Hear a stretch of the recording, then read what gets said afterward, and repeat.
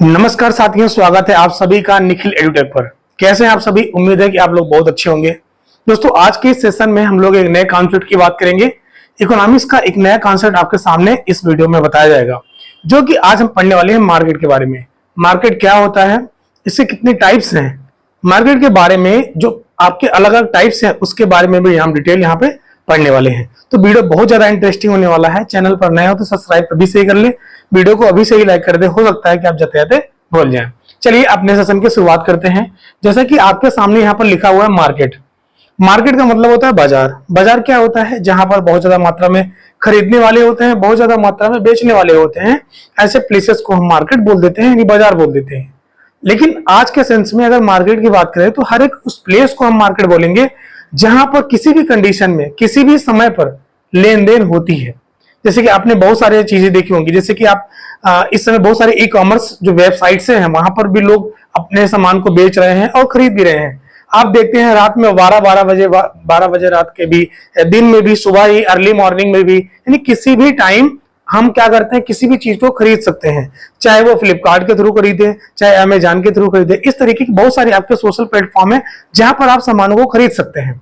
तो आज के टाइम में जो आपका मार्केट का डेफिनेशन है, यानी कि उसकी परिभाषा है, वो अलग अलग तरीके से है, बहुत बड़े पैमाने पर है। ठीक है ना? लेकिन पहले के टाइम में ऐसा नहीं था। पहले के टाइम में इतना ही कह सकते थे कि ऐसा जगह जहां पर बहुत ज्यादा मात्रा में क्रेता, बहुत ज्यादा मात्रा में विक्रेता एक स्थान पर होते थे, वहां पर लेन देन होती थी, उस स्थान को मार्केट बोल देते थे। और अलग अलग तरीके की मार्केट भी लगती थी। अगर दाल वाली मार्केट लग रही है तो उस मार्केट में केवल दाल ही दाल मिलेगी, दाल की तमाम वैरायटियां मिलेंगी। और अगर सूज के मान लीजिए मार्केट लग रहा है तो उस मार्केट में केवल सूजी बिकेगा आपको, यानी हर जगह आपको सूजी दिखेगा तमाम प्रकार की वैरायटीज का। इस तरीके से मार्केट हुआ करता था। लेकिन आज का जो मार्केट है वो कुछ अलग सिनेरियो में बात करता है। बेसिकली हम यहाँ पे बात करने वाले हैं मार्केट की। इस मार्केट को आप यहाँ पे देख सकते हैं, ये दो टाइप्स का होता है। एक जिसको पहला बोलते हैं परफेक्ट कंपटीशन मार्केट और दूसरा बोलते हैं इम्परफेक्ट कंपटीशन मार्केट। जो आपका परफेक्ट कंपटीशन मार्केट ये होता है, इसमें क्या होता है, इसमें नंबर ऑफ बायर्स, यानी कि जो बेचने वाले होते हैं, जो खरीदने वाले होते हैं, इनका संख्या ज्यादा होती है। इनकी संख्या बहुत ज्यादा मात्रा में होती है, यानी कि इनके हम काउंट नहीं कर सकते कि कितने बायर्स होंगे, कितने सेलर्स होंगे, यानी कि बेचने वाले या खरीदने वाले कितनी ज्यादा मात्रा में होंगे, वी कांट से, हम नहीं कह सकते। इनकी कोई लिमिट भी नहीं है। ऐसे सभी मार्केट्स को हम परफेक्ट कंपटीशन मार्केट बोलते हैं, यानी कि पूर्ण प्रतियोगिता बाजार बोलते हैं। और वहीं पर आपका जो इम्परफेक्ट कंपटीशन मार्केट है, इसका मतलब ये होता है जहां पर बहुत सारे मात्रा में क्रेता विक्रेता तो होते हैं, लेकिन उस मार्केट में हम यहां पर ये बता सकते हैं कि इस मार्केट में कितने मात्रा में कंज्यूमर, कितने मात्रा में प्रोड्यूसर होंगे। बेसिकली यहां पर आपको यह जानना है कि इम्परफेक्ट कंपटीशन मार्केट में एक लिमिट तय कर दी जाती है कि हाँ, इतने लगभग आपके क्रेता और विक्रेता होंगे। लेकिन ऐसा परफेक्ट कंपटीशन मार्केट में नहीं होता है। अब आपका जो परफेक्ट कंपटीशन मार्केट होता है, इसके कोई टाइप्स नहीं होता। लेकिन आपका जो इम्परफेक्ट कंपटीशन मार्केट होता है, बेसिकली इसके 3 टाइप्स निकल के आते हैं।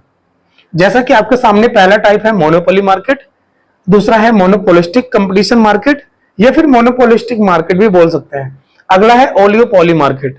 ओलियोपोली में बेसिकली आगे जाकर के 2 टाइप्स हो जाता है, एक कोलिशिव ओलियोपोली होता है और दूसरा नॉन कोलिशिव ओलियोपोली होता है। जब हम ओलियोपोली मार्केट बात करेंगे, यानी जब इस सेशन को हम बात कर रहे होंगे, तो उस टाइम हम ये डिस्कस कर लेंगे कि आपका जो ओलियोपोली मार्केट होता है, इसका जो कोलिशिव और नॉन कोलिशिव मार्केट होता है वो क्या होता है, हम वहां पर डिटेल में बात कर लेंगे।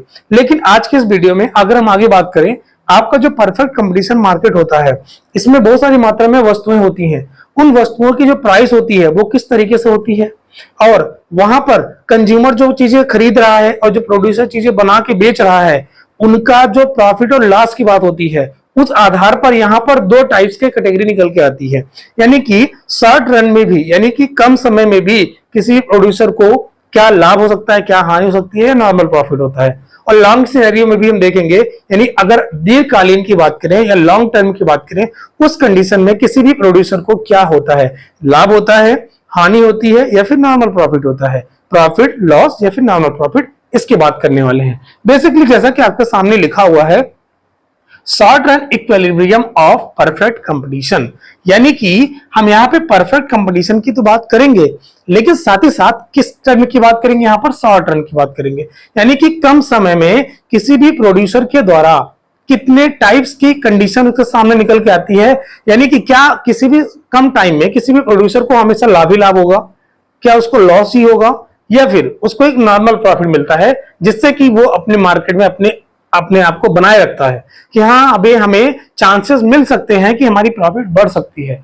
तो वो आपका नॉर्मल प्रॉफिट होता है जो ये आपको आपके अंदर एंथुसियाज्म जगाता है कि हाँ इन फ्यूचर आपको प्रॉफिट मिल सकता है, वो आपका नॉर्मल प्रॉफिट होता है। बाय द वे बात कर रहे थे कि आपकी क्या क्या कंडीशंस हैं कि शॉर्ट रन में आपके प्रोड्यूसर को ये चीजें हो सकती हैं।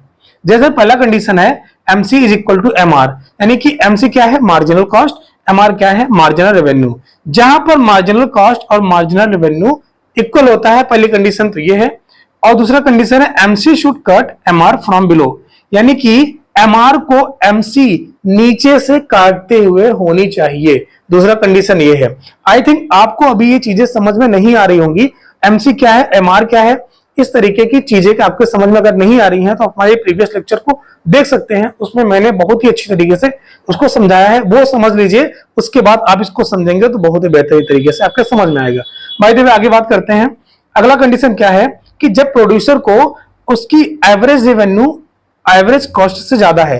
एवरेज रेवेन्यू का मतलब होता है कि उसकी जो इनकम है, यानी उसकी जो रेवेन्यू है, उसकी जो आय है, वो अगर उसकी कॉस्ट से ज्यादा आ रही है। कहने का मतलब सिंपल सी बात है, अगर आप कॉस्ट कम लगा रहे हैं उससे ज्यादा आप रेवेन्यू कर रहे हैं, पैसा कमा रहे हैं उससे ज्यादा, तो ऑफकोर्स आपको क्या होगा, प्रॉफिट होगा। जैसा कि आपको यहाँ पर लिखा है प्रॉफिट, सुपर नॉर्मल प्रॉफिट होगा। मान लीजिए कि आपने 2 रुपए लगाया, कॉस्ट आपकी 2 रुपए आई, लेकिन आप वहीं पर 8 रुपए कमा रहे हो, 10 रुपए कमा रहे हो, तो इस तरीके की आपकी जो कमाई होती है उसी वही ना हुआ आपका average revenue is greater than average cost, यानी कि इसको बोलते हैं एवरेज रेवेन्यू का मतलब आवश्यक आगम, एवरेज कॉस्ट का मतलब होता है आवश्यक लागत। ठीक है, लेकिन आपको एवरेज रेवेन्यू एवरेज कॉस्ट आप पढ़ेंगे तो आपको ज्यादा कन्वीनियंट होगा, बोलने में भी समझने में भी आसानी होगी।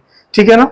और इस तरीके की जो हिंदी वाली टर्मिनोलॉजी है उनको बेसिक आप समझते रहिए, लेकिन साथ ही साथ कोशिश ये करिए कि आप इसको इसी पे फॉर्म में पढ़िए ताकि आपको पढ़ने में बहुत ज्यादा सुविधा हो। बाय द वे ये अगर आपका एवरेज रेवेन्यू ग्रेटर होता है यानी ज्यादा होता है एवरेज कॉस्ट से, तो आपको सुपर नॉर्मल प्रॉफिट होता है। ठीक है ना। अगर आपका एवरेज रेवेन्यू कम होता है एवरेज कॉस्ट से, मतलब कहने का है average revenue is less than average cost, यानी कि आपको कॉस्ट ज्यादा देनी पड़ रही है उसकी तुलना में आपका इनकम कम हो रहा है, तो उस केस में कॉस्ट ज्यादा इनकम कम, तो इसका मतलब है कि आप लॉस झेल रहे होंगे। इस तरीके से यहाँ पर आप देख सकते हैं अगर ऐसी कंडीशन होती है तो किसी भी प्रोड्यूसर को जो अपने सामान को बेच रहा होता है उसको लॉस देखने को मिलता है। आगे बात करते हैं एवरेज रेवेन्यू अगर एवरेज कॉस्ट के बराबर हो जाए, यानी कि आप जितना किसी भी सामान को बनाने में लगा रहे हो उतना ही आपको प्रॉफिट हो, यानी उतना ही आपको रेवेन्यू मिल रहा हो, इसी को ही आप नॉर्मल प्रॉफिट बोलते हो। यानी कि आपने 2 रुपए अपनी किसी भी वस्तु को बनाने में लगाया और उस वस्तु को बेचने पर ही आपको 2 रुपए ही मिल रहा है, तब भी ठीक है ना एक प्रकार से, तब तो हम लॉस में तो नहीं जा रहे हैं। मार्केट का एक फिनोमिना होता है, हम लॉस में किसी भी बिजनेस को नहीं करेंगे।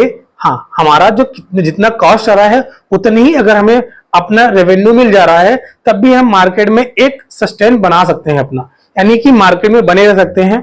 इस वजह से बने रह सकते हैं क्योंकि हो सकता है आज हमें एक नॉर्मल प्रॉफिट मिल रहा है, हो सकता है आने वाले टाइम में हमारे गुड्स की जो डिमांड है वो बढ़ जाए, लोग हमारे गुड्स की प्राइसेस मतलब कि देखें, उनको कन्वीनियंट लगे, उनको सुविधाजनक लगे तो हमारे सामान को ज्यादा खरीदेंगे। और अगर इस तरीके से हमारे प्रोडक्ट की हमारे सामान की डिमांड ज्यादा बढ़ रही है, मांग ज्यादा बढ़ रही है, तो लोग ज्यादा खरीदेंगे, हो सकता है इन फ्यूचर हमारा लाभ बढ़ जाए। इस तरीके से नॉर्मल प्रॉफिट किसी भी प्रोड्यूसर को मार्केट में बनाए रखने के लिए सफिशिएंट माना जाता है।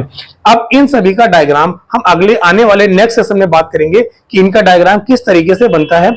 एग्जाम के पॉइंट ऑफ व्यू से आपको यह समझना है कि कहां पर आपका एवरेज रेवेन्यू ग्रेटर देन हो रहा है, कहां पर एवरेज रेवेन्यू लेस देन हो रहा है और कहां पर average revenue is equal to average cost के हो रहा है।